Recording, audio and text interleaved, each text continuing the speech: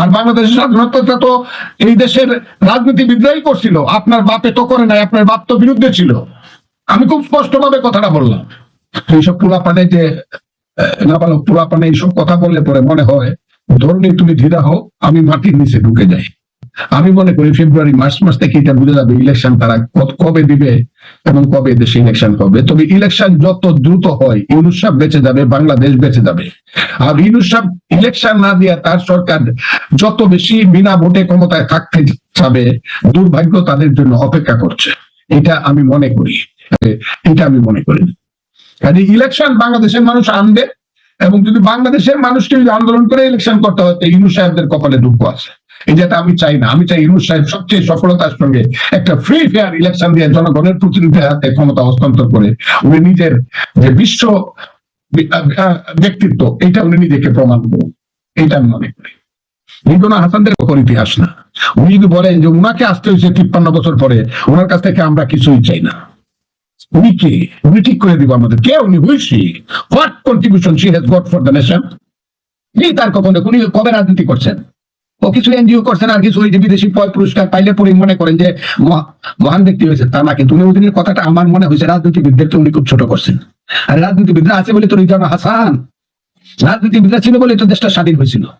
আপনি রিজওয়ানা হাসান হয়েছেন, ভুল ত্রুটি রাজনীতিবিদদের যাইতা এখন আইছেন আপনি ঠিক করে দেবেন। আপনার ঠিক চাইটাই না একটা বিদায় হন ইলেকশন দিয়ে, নাহলে ইলেকশন করে দেখেন হবিগঞ্জের হেড টু করেক্টারে আপনি তো মহিবুল হাসান সাহেবের মেয়ে, আমি ওনাকেও চিনতাম, কয়টা ভোট পান দেখেন, জামানতটা বাঁচে কিনা।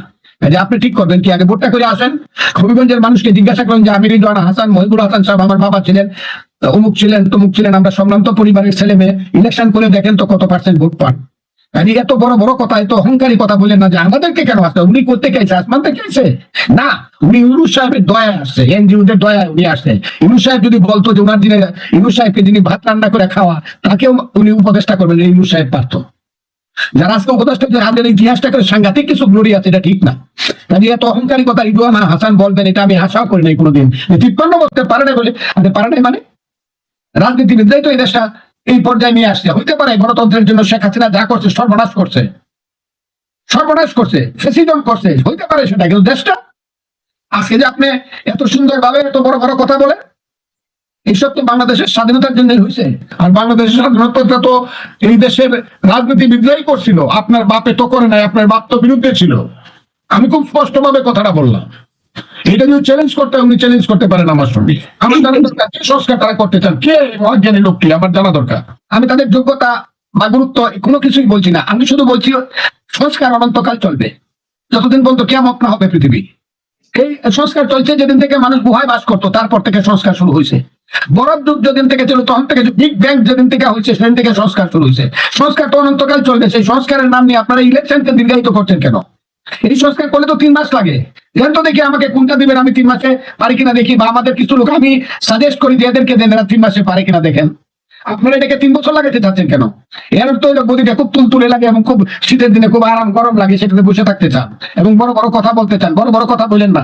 এই দেশটাকে তো আমরা যুদ্ধ করে সৃষ্টি করছি বলে আপনাদের এই মন্ত্রিসভার মধ্যে বা উপদেষ্টা পরিষদের মধ্যে কিন্তু খুঁজলে, লাইভ দিয়ে খুঁজলে একজন মুক্তিযোদ্ধা পাওয়া যেত না, এক্সেপ্ট মিস্টার মুক্তিযোদ্ধা মন্ত্রী, তার নাম হলো জনাব ফারুকী আজম। এর বাইরে কাউকে খুব বেশি পাওয়া যাবে বলে মনে করি না। কারণ মুক্তিযুদ্ধ যখন হয় আপনাদের তখন ওই যে যিনি থিঙ্ক ট্যাঙ্ক, যিনি জনাব আসিফ নজরুল, তার বয়স ছিল 5 বছর। ও তো বড় বড় কথা বললেন না তো।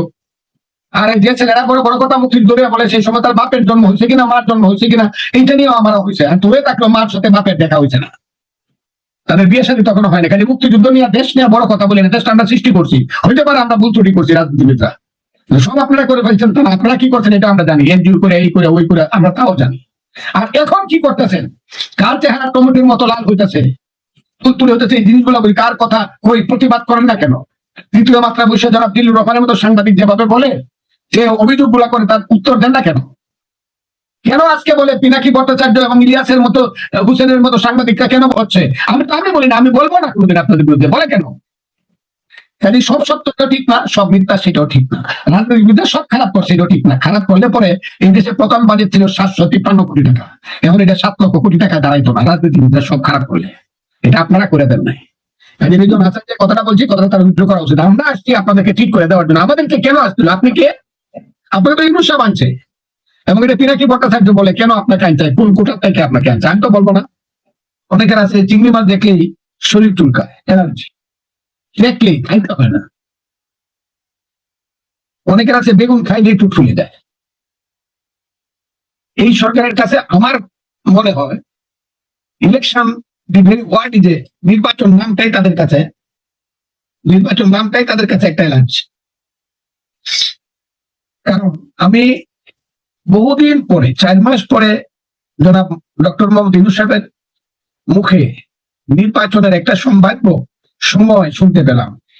এটা বলার সঙ্গে সঙ্গেই আবার শুনতে পেলাম যে শেখ ইউনূস সাহেব যাদের মাধ্যমে চলে, খুবই দুর্ভাগ্যজনক ভাবে উনি বলে ফেলেছিল যে ছাত্ররা আমাকে ক্ষমতায় বসিয়েছে, এবং সারা পৃথিবীতে উনি বলার চেষ্টা করেছেন ছাত্ররাই এই সরকারকে পতন করছে এবং আগামী দিনে ছাত্ররাই দেশ গড়বে।